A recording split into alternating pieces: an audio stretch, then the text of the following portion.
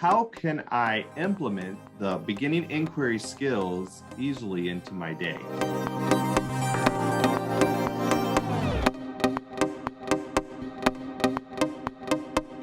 Hello, everyone, and welcome to another episode of the Inquiry Zone. My name is Douglas Hunnings, and I am the Director of STEM Education here at ETHOS Innovation Center. And great to be with you today. This is John Taylor, Senior Director of STEM Education here at the ETHOS Innovation Center. Also, hey. Yeah, we're so glad to be back to answer another question from teachers. And this one, John, was really cool. I never thought of inquiry in this context that we're going to share today. Thank you to the teachers who put this out there. And it was a fun discussion, and we're just going to continue that. And so what is our question here? Well, the question is, we're learning about the inquiry process. How can I implement the beginning inquiry skills easily into my day? Yeah, so the conversation went into show and tell. I would have never thought of using show and tell as a way to teach or help students think like a scientist. It was so cool. And so many things we do as teachers, I think, are good practices to do. But this is really like a twofer. It's about getting more out of your time with your students by adding a little bit of structure and thought. So it isn't like, oh, that was neat, let's move on. Because kids do enjoy these activities. I always love show and tell. Because when I was in school, I loved the opportunity that I could bring something in to show my class and to talk about it. And even when I was in the classroom, that was something my students enjoyed doing. But, with our time constraints and everything that we're needing and required of in the classroom, I saw a lot of times show and tell, even for me, got pushed to the side because they didn't, we weren't able to, I wasn't able to show the reason, the purpose behind it rather than just enjoyable activity. But when you start thinking of the inquiry process and how to think like a scientist, show and tell leads to that, and it allows students to naturally use those skills. Yep. So somebody asked, are you just doing show and tell today? We're developing inquiry skills. We're reinforcing our ELA. We're all that kind of stuff going on. And that's what we can do. And so, I think our first step, observations. Then we talk about getting into questioning. I mean, those two fit so well with doing a show and tell. So when we think about observation, normally in show and tell, we pick up an item and we start talking about it and sharing, what it means to us. Here's how we can take it differently with the inquiry process. Don't show the classmates the item. They could put it in a bag, they could have it in a box, it can be hidden. And what the presenter needs to do is to describe their object or item to the class and talk about it without telling them what it is.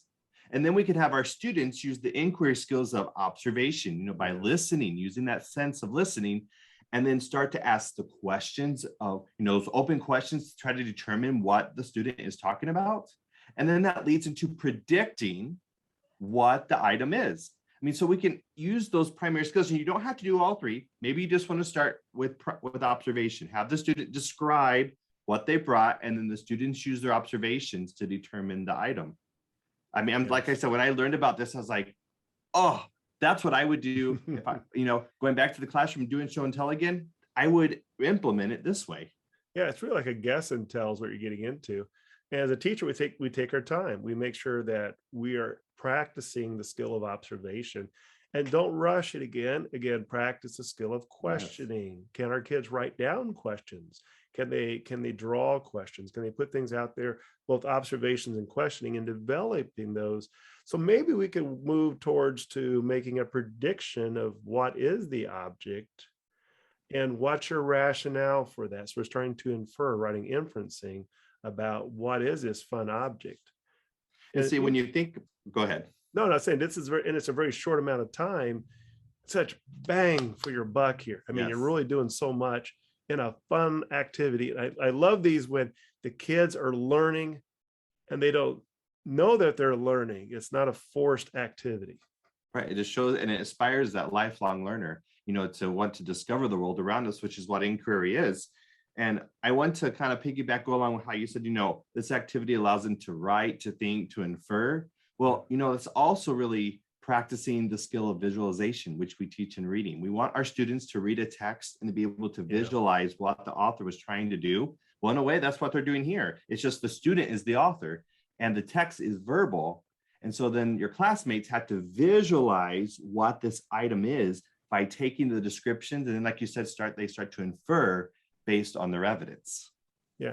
And this is like we were talking about skill development, doing it over time, since this is something that can be done pretty quickly, but you can really enhance it through a lot of writing activities and such. Yes.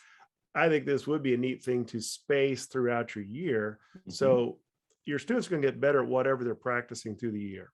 And by practicing this on a regular basis, you have different students who bring in a show and tell item, maybe weekly, bi-weekly, throughout the year, so that it becomes part of your routine. As soon as you have a show and tell, kids know what they're going to do. They're excited to make their guesses, their observations. They are getting better on how they're documenting it. And you're using some of those cool strategies from your ELA and other subjects that you're pulling in.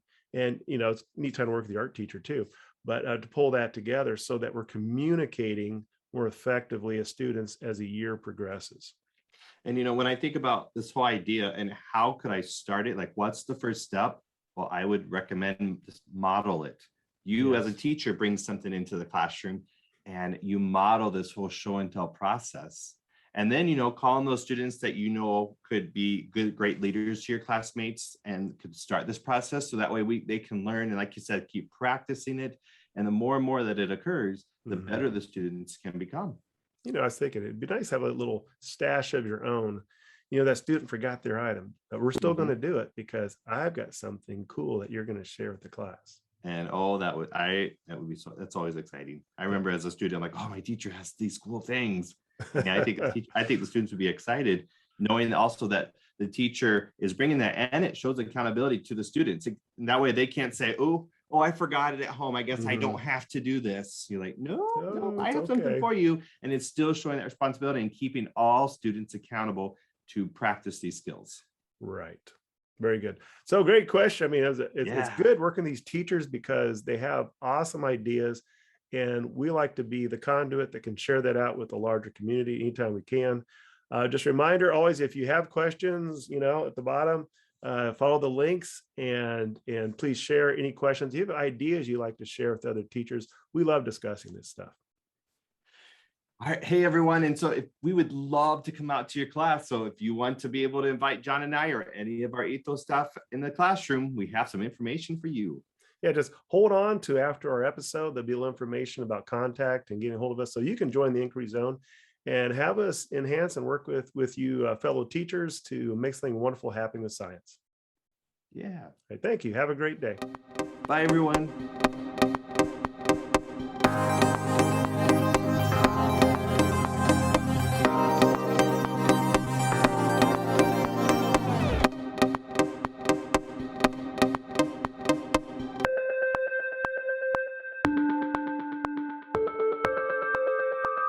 We are excited to work with our amazing partners at Mary Beck Elementary School.